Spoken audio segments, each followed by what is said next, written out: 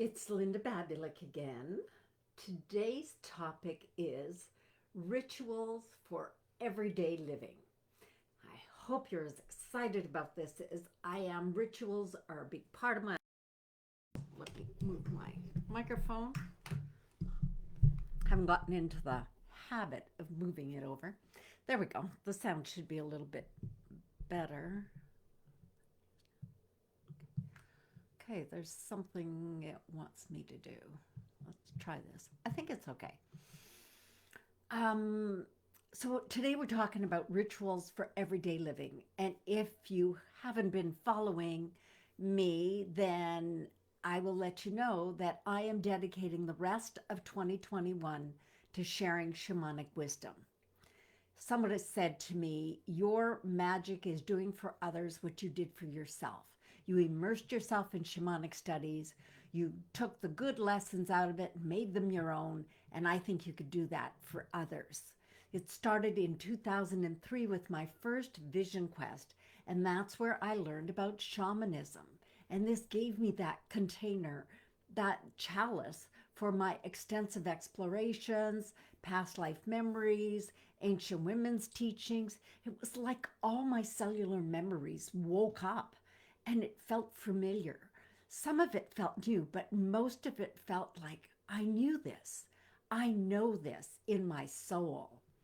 And I discovered my soul's purpose is to be of service in love and beauty. And my #1 international best-selling book, Zest Your Life, A Taste of Inner Wisdom, is encoded with these shamanic teachings. Today, rituals. It's enough about me. Rituals for everyday living, they're an energetic connections, and they should enhance your life. Rituals are not empty rituals. There are some, but that's not what we're talking about today. The rituals you want in your everyday life are positive rituals. So they're not empty by any means. So an empty ritual would be going to Thanksgiving dinner and not wanting to be there. It could be going through prayer. I knew somebody that was Catholic, is Catholic, and he would go to church, and when the priest was saying the Our Father, he would try to say it faster in his own mind and beat the priest. You know, saying prayer is a ritual, but that's an empty ritual when you're doing that. There are also ancient rituals of, like the Japanese tea ceremony comes to mind. And it's filled with process and meaning. There's a certain way to do it, a certain order. And weddings are filled with rituals. You know, who walks down the aisle last? The bride. Mm-hmm. So, and for us, my husband is of Slovak descent, and we have our own Slovak Christmas. On Christmas Eve, we have certain foods we eat. We do it in a certain order. And some of them are really quite interesting to me because his parents explained it to me, and it's like, they're calling in the 4 directions. They used to throw candies or dried peas in the 4 directions. And it's like, oh yeah, so this goes way, way back. And of course, because I'm French Canadian, we put some tourtière in there, which is our meat pie. But we love our Christmas Eve and we look forward to it.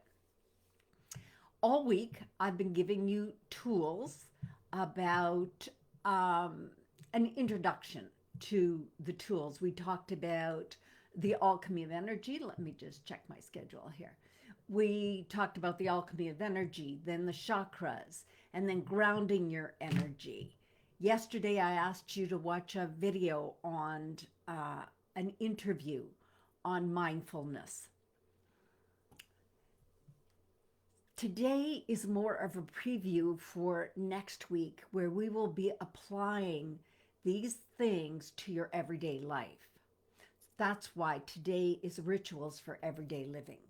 They should enhance your life and bring you comfort, that deeper connection to yourself and others. You want to ground your energy into Mother Earth. So we're going to go through a whole list I've put together for you. Your morning ritual, do you have one? Let me know in the comments.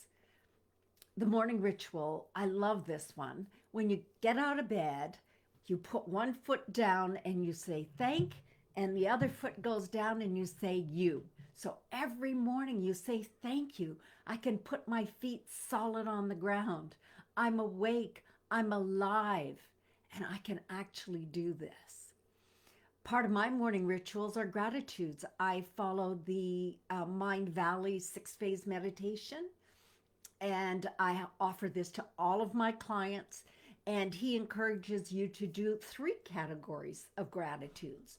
3 things you're grateful for in your life: health, money, family, abundance, love, whatever it is. The second 3 are 3 things you're grateful for in your business. And mine often include FemCity, because I'm a global member of FemCity, the support that I get, and I will name the people in my gratitude journal that are helping me with my path of business. And I thank you. You're going to be in my gratitude journal for today, because I haven't done my meditation yet, which I usually do first thing. Changed it up a bit. So that's the last 3 things for meditation, is 3 things you're grateful for about yourself. That's often the most challenging. Courageous, you're dynamic, you're powerful, you're focused, whatever it is. And if you keep repeating them again and again, that's okay. So as I said, another morning ritual is the meditation. Gratitudes can be part of your meditation or separate. And I light my candle. And my nice little candle holder. I also have a smudge that I do. We're going to talk more about that. So I smudge it. I take my turkey feather and I call in the 4 directions. That's my morning ritual. And from that, I could be having my diffuser with my essential oils, whatever it is, your morning ritual that will enhance your life and ground you in the energy of your day. Let's move on to relationship rituals. In our house, every morning, my husband, as soon as I wake up, he says, "Good morning, beautiful." And I say, "Good morning, darling. Did you sleep well?" And we also have a Friday night ritual where we have Friday night date night. Today's Friday. We have date night tonight. Even though our kitchen's all ripped out, our daughter's not home this evening, so we're going to go over there, have a nice dinner, and that's our no electronics, no TV, no checking your phone, no texting. So if you're trying to get a hold of me on a Friday night, it's date night. I'm not going to be answering you. And then if you're not with someone, you can have a relationship ritual. And this is so powerful. I've done this at my women's circles. Look at yourself in the mirror. Sorry, my smudge is going a little crazy here. Smudging. Look at yourself in the mirror and say to yourself, "Good morning, beautiful." It's getting a little too smoky. Say to yourself, "Good morning, beautiful. We're going to make it a great day." Not we're going to have a great day, or I hope maybe we're going to have a great day, but we're going to make it a great day. And it's up to you to make today a really great day. You could have a health ritual. Every morning, half a juice of a half a lime. That's part of my health ritual. Exercising. Could be a massage, could be mani-pedi. That could be your health rituals, your business rituals. So here's an interesting one, because at this house, my office is on the 2nd floor. So once I go downstairs to the kitchen, dining, living room area, then I'm not so inclined to come into my office and do work. When I was writing my book, we were living at another house, and the main floor was my office and the kitchen and the living room. And often I would go in there and I would find myself sitting at my computer because I had an idea and I'd be working. And then my husband would say, "What are you doing? Where did you go?" I go, it's okay, I'll be right out. And I was working 7 days a week because I love so much what I'm doing, and it wasn't good for me. And I probably wasn't being as productive. So, what I had to do was put a ritual together. And with all of us working at home, you may want to do this. On Friday night, I would take whatever I needed out of my office because that's where I kept my purse. Out came the purse, out came everything. And I would close the door and I'd say, "Goodbye. I will see you on Monday morning." I had to close the door to my office. I had to go through that ritual. And then Monday morning, my other ritual, the other half, was to open the door and to get to work. Then I was ready. And I'd had a great weekend. You need the time off.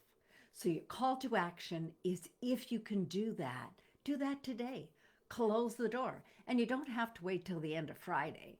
I tried to take a good part of Fridays off as professional development. Yeah, and that could mean mani-pedi. That could mean visiting a neighbor, which I'm doing this afternoon. A new neighbor moved in, and we're going to have some time together this afternoon. You could have a money ritual. I have a money journal. I give full credit to Violet Diala, the founder of FemCity, for this.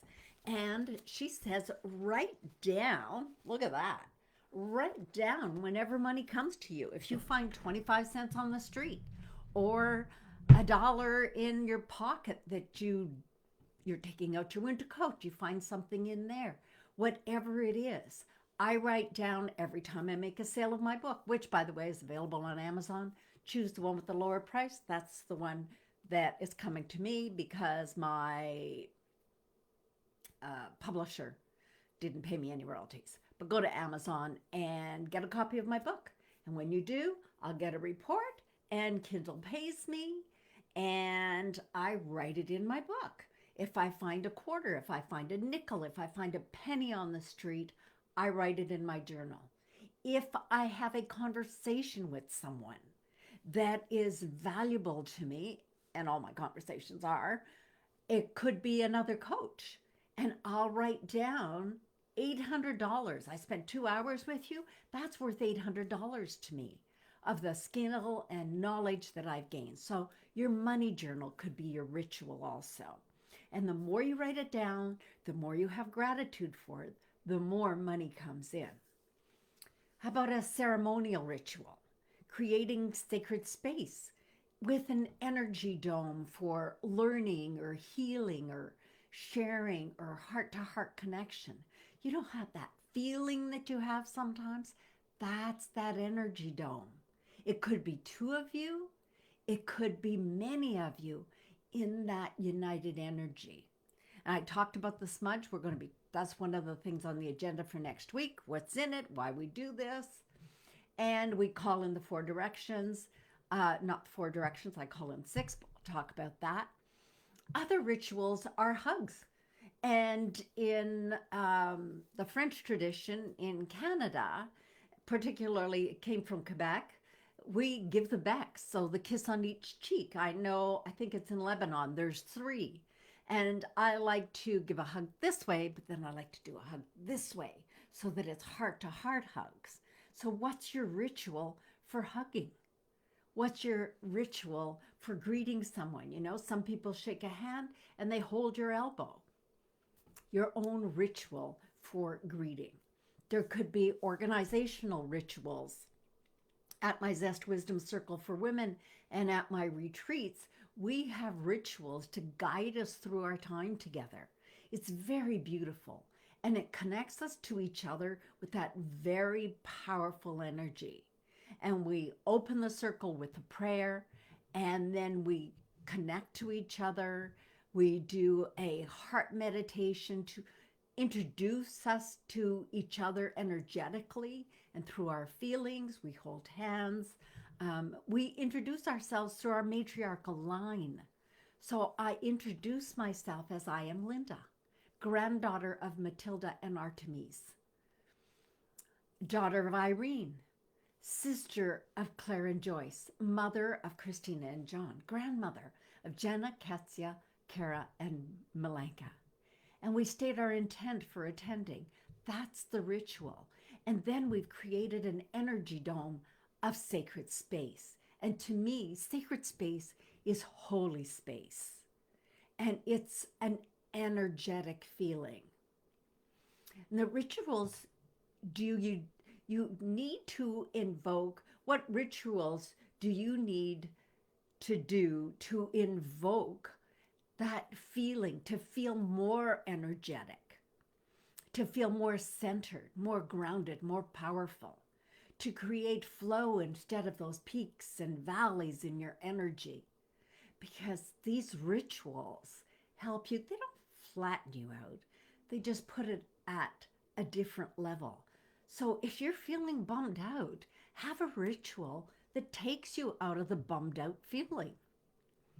So your call to action is to pay attention to your rituals and the beliefs around them. What purpose are they serving in your life? Are your rituals conscious, positive, consistent? And do they serve your greater or your higher good? I'm almost done. This is a little longer session than I expected. So rituals should be contributing energy to your life. Deep inner connections build stronger outer connections to nature, to those around you, to the four-leggeds, to the two-leggeds. And adapting ancient shamanic wisdom for today's world to build the life you love, the life you've designed. Where will you be in 6 months? You know, when you look back 6 months from now, will you feel the same way as you do today? I hope that you will progress and evolve to a greater place. Because when you heal yourself, you heal those around you. And when you heal those around you, you heal the world. So subscribe to my YouTube channel. You can catch up on all the wisdom teachings in that list. I did a playlist just for this, for the shamanic teachings, or shamanic wisdom, I think is what I called it. Yeah, shamanic wisdom.